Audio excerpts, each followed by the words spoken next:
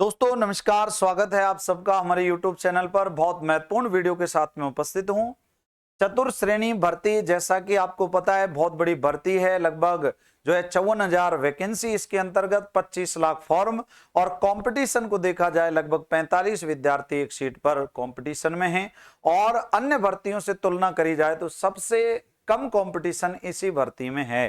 ठीक है दोस्तों, सबसे पहली बात तो यह गलती ना करें आप लोग। जो गलती कर रहे हैं सबसे बड़ी ये गलती कर रहे हैं कि अब आप लोग ज्यादा से ज्यादा ये कि भाई बुक्स पर ध्यान दे रहे हैं। अरे आपने इन बुक्स को पढ़ करके जो शॉर्ट नोट्स बनाए हैं, जो भी अंडरलाइन की हैं, उनका आप लोग अपने रिवीजन स्टार्ट कर दो भाई। अब बुक्स पढ़ने का आपके पास में समय नहीं है, चंद समय आपके पास में बचा हुआ है।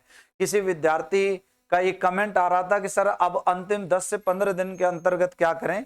तो 10 से 15 दिन के अंतर्गत आप जितना हो सके उतना रिवीजन करें, पीवाईक्यूज आप हल करें।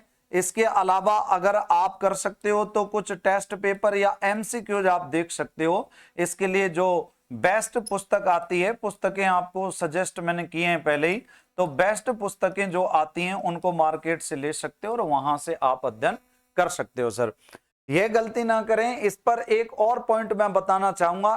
किसी के कंटेंट को अब आपको पढ़ने की आवश्यकता नहीं कि उसका कंटेंट ले लिया, यहां से टेस्ट सीरीज ले लिए, वहां से ये ले लिया। टेस्ट ले रहे हो, अच्छी बात है, लास्ट में आप टेस्ट करिएगा सर, बहुत अच्छा काम है ये तो। ठीक है।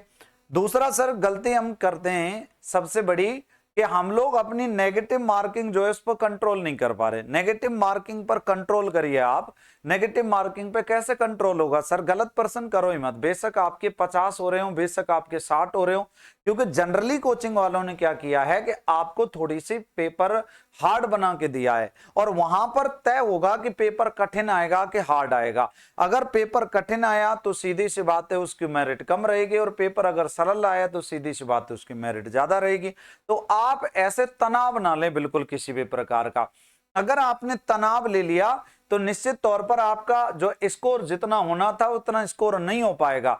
तो इस वजह से लास्ट में स्ट्रेस नहीं लेना है सर, ठीक है ना। और खास तौर पर आपको कट ऑफ बताने वालों से दूर रहना है सर। कट ऑफ बताने वालों से दूर रहना है मतलब जो YouTube चैनल पर चल रहा है कि भाई इतना स्कोर जाएगा, कितना स्कोर हो जाएगा तब आपकी नौकरी लगेगी, कि भाई 80 जाएगी मेरिट के, 100 जाएगी मेरिट के, 150 जाएगी मेरिट। तो आपको इन पर ध्यान नहीं देना है। आप कहोगे सर आपने भी तो ऐसी वीडियो बनाई थी। अरे वो बात लगभग 1 से 1.5 महीने पहले की थी, वो बात बहुत पुरानी थी, है ना, तब की बात थी। तब एक अनुमान था और कट ऑफ नहीं थी वो कि भाई कट ऑफ आपको बता दी कि नहीं यही रहेगी, वो एक अनुमान था। लेकिन दोस्तों अब लास्ट टाइम पर ऐसी उलझनों में नहीं पड़ना है आपको बिल्कुल भी, और ऐसे कट ऑफ बताने वालों से अब दूर रहना है आपको। अब आपके पेपर का स्तर तय करेगा, आपके जो है आपका माइंडसेट तय करेगा, आपका पेपर में किस प्रकार की परफॉर्मेंस आपकी रहती है वो तय करेगा, है ना। अब किसी के कट ऑफ बताने से, किसी के कट ऑफ ना बताने से कोई भी फर्क पड़ने वाला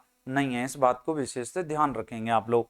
सर पेपर का स्तर देखो, पटवार का एग्जाम जिस प्रकार का था हो सकता है कि इसी स्तर का पेपर आए, इससे हल्के स्तर में भी आए, पर आपको पेपर के स्तर को अच्छा समझ करके ही तैयारी करनी है कि आपका पेपर का स्तर अच्छा ही रहेगा। और दोस्तों अच्छे स्तर से तैयारी करोगे तो नॉर्मल वाले स्तर में आपको दिक्कत नहीं होगी, और अगर आप नॉर्मल स्तर से तैयारी करोगे तो जो अच्छे लेवल का पेपर अगर बनेगा तो उसमें आपको दिक्कतें होंगी, बहुत ज्यादा समस्याओं का सामना करना पड़ेगा, ठीक है ना। तो लास्ट में रिवीजन करें, पीवाईक्यूज हल ज्यादा करें, टेस्ट सीरीज जितना दे सके उतने टेस्ट सीरीज दें, ठीक है ना। और अब जितना समय आप व्यतीत कर सको पढ़ाई के प्रति उतना समय आप जो है व्यतीत करें, अपने आप को खपा दें।